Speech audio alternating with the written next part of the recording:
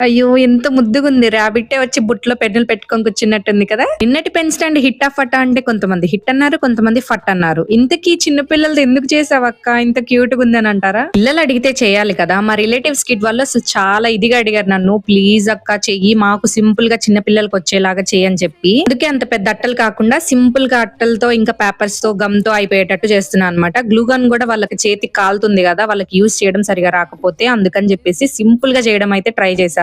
Interest ఉంటే మీరు మీ పిల్లలకి చేసి ఇవ్వండి. చాలా హ్యాపీగా ఫీల్ అవుతారు. చాలా క్యూట్‌గా ఉండిద్ది అసలు. చాలా సింపుల్‌గా అయిపోద్దన్నమాట.